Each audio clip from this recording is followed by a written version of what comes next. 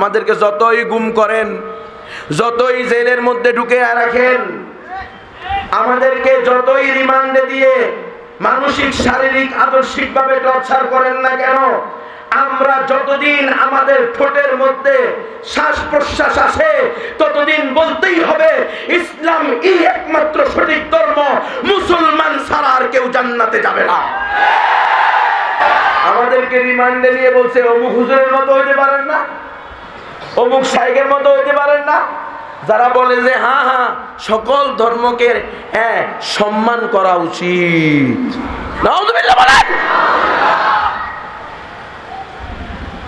ওদের মতো হইতাম বলে কি কন, ওদের মতো হন, হইতে পারেন নি হুজুর ওদের মতো। যারা বলে মসজিদের মধ্যে সকল ধর্মের শিক্ষা হওয়া উচিত, নাউযুবিল্লাহ বলেন। বুঝলেন নাই তো বুঝবেন কদিন পরে। মডেল মসজিদ কদিন পরে বুঝবেন।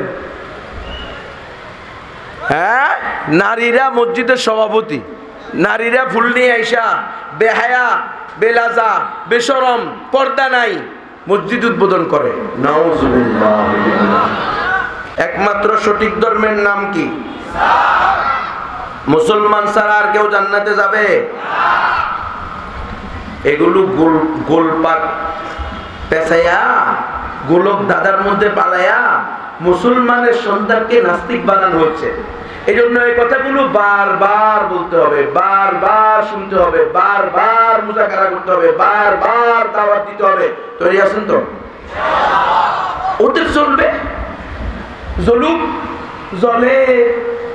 ইসলামকে একমাত্র সঠিক ধর্ম বললে জলে, জ্বললে কিছু করার আছে? বুঝেন না মনে হয় আপনার? বাবা, ইসলাম একমাত্র সঠিক ধর্ম এই কথা নাকি বলা যাবে না। কয়টা গণতন্ত্রের দেশ, আপনি একমাত্র সঠিক ধর্ম ইসলাম বলবেন কা? সকল ধর্ম সঠিক বলতে হবে, বলা যাবে? সকল ধর্ম সঠিক বলতে পারবো? কল্লা যেতে পারে কিন্তু শিরিক কুফর করতে পারি না। মুসলমানের ঈমান নিয়ে চিনিমিনি খেলা হবে এমন কোন সুযোগ আমার প্রাণপ্রিয় উম্মাহ এই দেশে হতে দিবে না। এই দেশের জনগণ কখনো ইসলামের বিরুদ্ধে কোন ষড়যন্ত্র মেনে নিবে না। তৈরি আছেন তো ইনশাআল্লাহ? হুজুর আমাদেরকে ওই দিকেই ইঙ্গিত দিয়ে গেলেন। দারুল উলুম দেওবন্দ কি উদ্দেশ্যে প্রতিষ্ঠা হয়েছে? ইখলাসে নিয়ত, তাওহীদে খালেস। এক নম্বর কি? তাওহীদে খালেস। দুই নম্বর ইত্তেবায়ে সুন্নাত। তিন নম্বর তাআল্লুক মা আল্লাহ। হকপন্থী উলামায়ে কেরামের সোহবতে যাবেন, উলামায়ে কেরামের হাতে হাত রাখবেন। আমি হকপন্থী লাগাইছি, ঠিক না? হকপন্থী কেন লাগাইছি?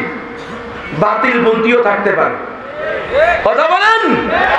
আমাদেরকে রিমান্ডে নিয়ে বলছে অমুক হুজুরের মতো হইতে পারেন না, অমুক শাইখের মতো হইতে পারেন না। যারা বলে যে হ্যাঁ হ্যাঁ সকল ধর্মকে সম্মান করা উচিত, নাউযুবিল্লাহ বলেন,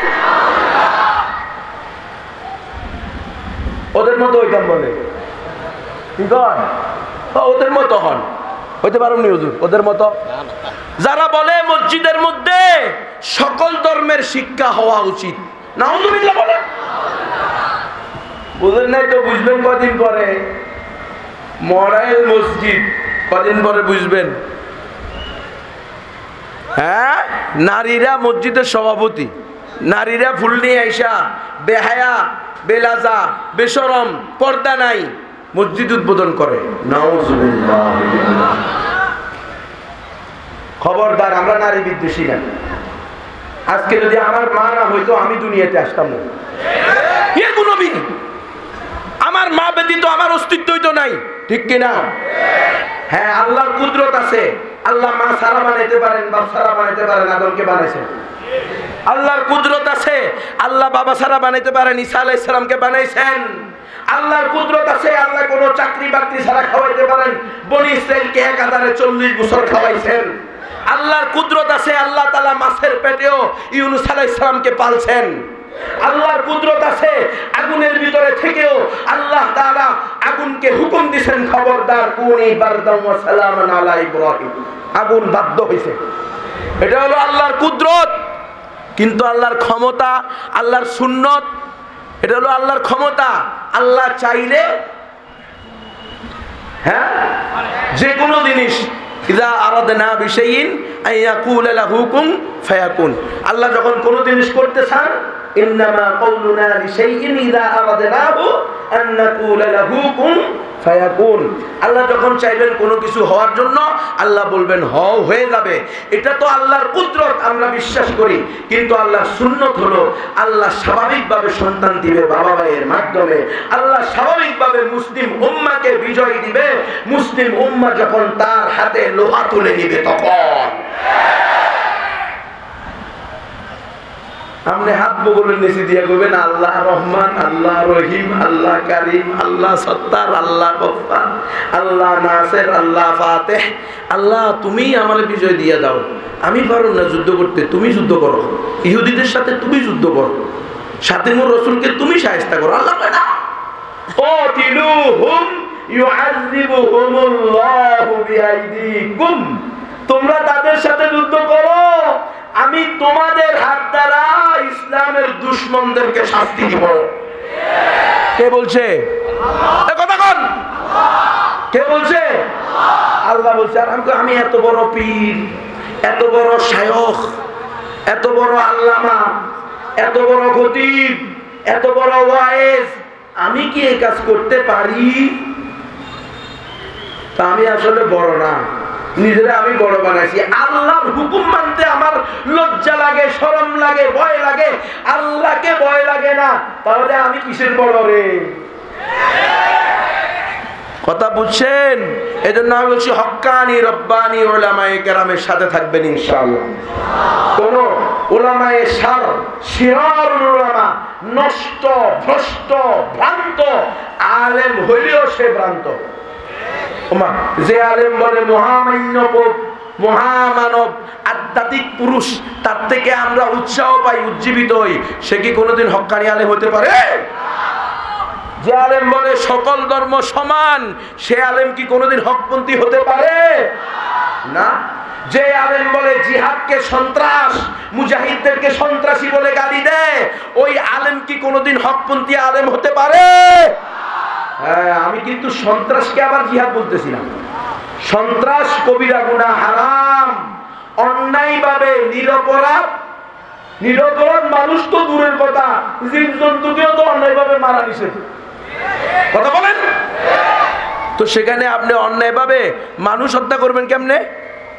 অন্যায়ভাবে কোন অমুসলিমের গায়েও তো হাত তোলা নিষেধ। ওলামায়ে কেরাম এখানে আছেন, অন্যায়ভাবে কোন অমুসলিমের গায়ে হাত তোলা যাবে? তো যেখানে অন্যায়ভাবে অমুসলিমের গায়ে হাত তোলা যাবে না, সেখানে মুসলমানকে কিভাবে মারা যাবে? যাবে কখনো? অসম্ভব। এজন্য বলছি হক্কানি রব্বানি মুজাহিদিন উলামায়ে কেরামের তত্ত্বাবধানে থেকে আপনারা ইনশাআল্লাহ, আল্লাহ যে আপনার আমার উপরে জিহাদ ফি সাবিলিল্লাহকে ফরজ করে দিয়েছেন, কিতাল ফি সাবিলিল্লাহকে ফরজ করে দিয়েছেন, মসজিদুল আকসা মুসলমানদের হাত থেকে ছিনিয়ে নিছে নাপাক ইহুদিরা। এই ইহুদিরা হলো পৃথিবীর বুকে অন্যতম জারজ রাষ্ট্র। বুক ফুলায় বলবেন তো, ডরাননি? আল্লাহরে ডরান। ভয় আল্লাহকে করেন। কি এর ভয়? 3 বছর জেলে থাকছি, 2 বছর 8 মাস, একদিন পর কষ্ট লাগছে অবশ্যই। পরিবার ধ্বংস হয়ে গেছে, ছেলে মেয়ে অসুস্থ হইয়া প্রায় মৃত, পুরা বংশ গোষ্ঠী পেরেশান, ভাই বোন স্ত্রী সবাইকে বেইজ্জতি করছে, এতে কোনো সন্দেহ নাই। জানি তাদের কাছেও আমি ক্ষমা চাই। তাদের কি অপরাধ?